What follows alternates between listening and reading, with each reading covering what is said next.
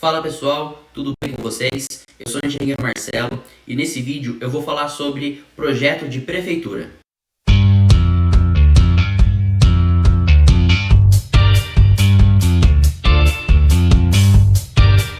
Bom, mas afinal, para que serve um projeto de prefeitura? Vamos lá. O projeto de prefeitura, ele é feito por um engenheiro ou por um arquiteto ou algum profissional que possa exercer esse tipo de atividade. Serve basicamente para a prefeitura analisar se o que a gente desenhou, o que a gente projetou, está de acordo com o que pede no Código de Obras. Alguns pontos como recuos mínimos, dimensões mínimas e aberturas de portas e janelas estão de acordo com o que se pede no Código de Obras.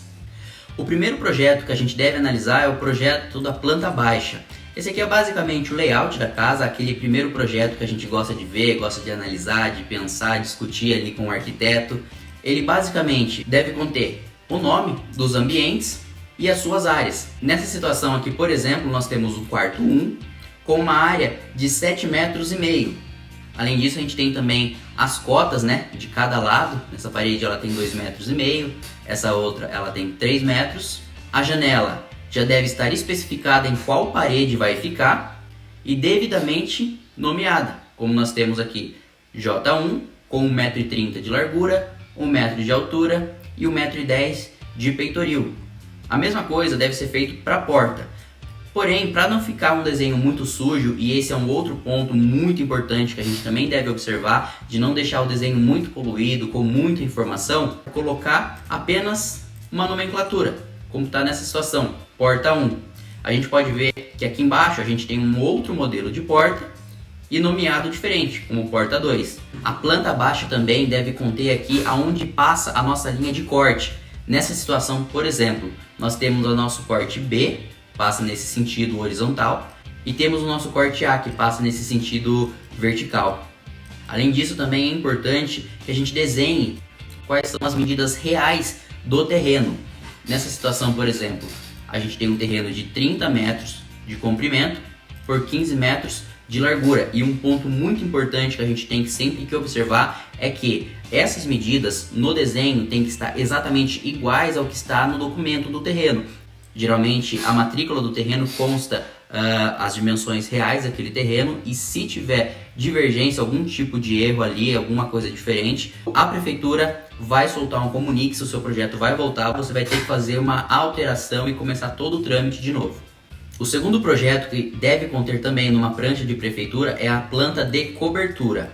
Aqui basicamente você vai informar de que material é feito a sua cobertura, quais vão ser as caídas mínimas dele e para que lado que ela vai ser feita. Nessa situação, por exemplo, a gente tem aqui um telhado cerâmico com estrutura de madeira. Eu já identifiquei também aqui para que lado que vai ser a caída com essa seta, mostrando que esse telhado vai cair para lá, com uma inclinação de 30%. Uma outra planta também importante de você colocar no seu projeto de prefeitura é a planta de implantação. Aqui basicamente a gente vai informar para a prefeitura quanto que a nossa residência está ocupando do nosso terreno. Nessa situação, por exemplo, a gente tem uma residência que está ocupando 87,80 metros quadrados, além da área de serviço, que tem 7,43 metros, e de toda a varanda, que tem 45 metros quadrados. E é importante que a gente não confunda essa área quadrada com a área quadrada que a gente colocou aqui interna. Ela não considera as paredes. Então a gente tem aqui uma área interna livre, por exemplo, de 15,16 metros, 4,5 metros. Já aqui a gente considera todas as paredes. É como se a gente pegasse e contornasse a residência inteira, deixando aqui apenas uma linha de fora para a gente entender exatamente quantos metros quadrados que está sendo ocupado ali do terreno. Passando aqui para os cortes. Os cortes, eles são uma representação daquelas linhas que a gente deixou na planta baixa e que também consta na planta de cobertura. Aqui vai ser basicamente para a gente entender qual vai ser o pé direito, a altura das portas, a altura de janela, a altura de peitoril, e já deixar aqui também as quedas do telhado, né? Se o corte estiver passando ali por alguma queda, né, do telhado, a gente tem que deixar representado isso também.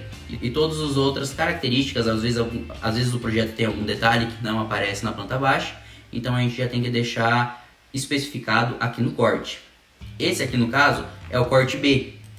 Essa é a vista dessa linha de corte aqui. É como se a gente cortasse essa residência exatamente nesse ponto e olhasse ela de frente. Nós iríamos ver exatamente isso aqui. Aqui é o corte no outro sentido, o nosso corte A, tá? Serve também para a gente ver aqui a queda dos telhados. A gente tem aqui a altura do telhado que vai ficar da nossa varanda, altura de peitoril, altura da janela, altura do pé direito. Nessa situação dessa residência nós não vamos ter laje, tá? Em toda a casa, exceto em cima do banheiro, que é onde vai ficar as caixas d'água. Então a gente vai ter aqui um paredão bem grande de 4,76 metros. Esse telhado ele vai ser forrado com um forro de madeira, mas vai ficar com a queda exatamente do que é o telhado. E aqui a gente tem um banheiro. Então, como é uma área molhada, a gente precisa azulejar toda essa parede. Na verdade, não precisa ser ela toda, vai depender do que pede também o código de obras do seu município. Geralmente é pedido uma faixa ali de 1,5 m a 2 metros. Eu gosto de deixar todas as paredes do banheiro nessa situação azulejadas até o teto. Esse corte, no caso, representa essa linha de corte. Como eu disse, é como se a gente passasse um corte nessa residência e observasse nesse sentido, da esquerda para a direita. Nós íamos ter exatamente essa vista aqui. E por último nós temos aqui a fachada. Aqui é basicamente o que a gente vê quando a gente já entra no terreno ali, como é a fachada da casa, tá? A gente coloca também aqui as alturas da porta, aqui a gente tem a altura do telhado, a altura do peitoril dessa janela que vai ser visível aqui na fachada. E os detalhes aqui também do telhado, né? As quedas, a gente observando um pouco o telhado lá do fundo também, tem a queda dele representada aqui. Além desses projetos, é interessante também a gente colocar aqui uma tabela das esquadrias, que são a tabela de portas e a tabela de janelas.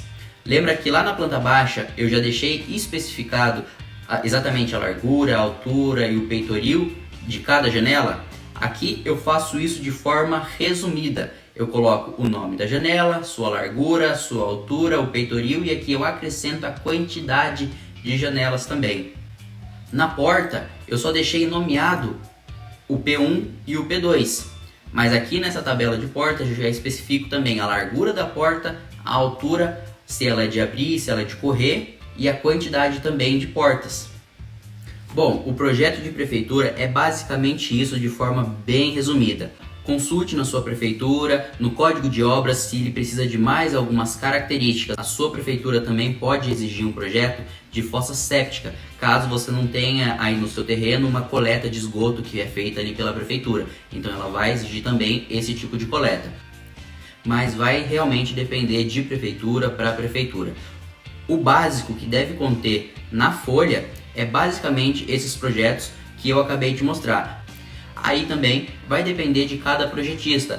Alguns gostam de detalhar mais o projeto, outros também não preferem tantos detalhes, mas o que realmente a prefeitura precisa é exatamente a descrição do layout da casa, portas, janelas com todas as medidas, a área total que vai ser construída, a altura da edificação e algumas características a mais ali. Bom pessoal, esse foi um resumo então bem simples desse tipo de projeto. Espero que você tenha gostado. Se você gostou, já deixa o seu curtir, se inscreve aqui no canal para acompanhar mais dicas também como essa. Às vezes você já está iniciando aí no mundo da engenharia ou da arquitetura, no mundo da construção como um todo e gosta desse tipo de conteúdo, acha necessário. Eu também, quando comecei, eu gostava muito de pesquisar sobre esses tipos de projetos, sobre essas dicas, e realmente fez toda a diferença para mim. Às vezes você está iniciando em algum estágio, algum serviço e já consegue tirar algumas dicas, mesmo que simples, mas que vão valer muito para você, eu tenho certeza. São dicas que eu recebi e que me fizeram toda a diferença. Tá bom? Obrigado e até a próxima.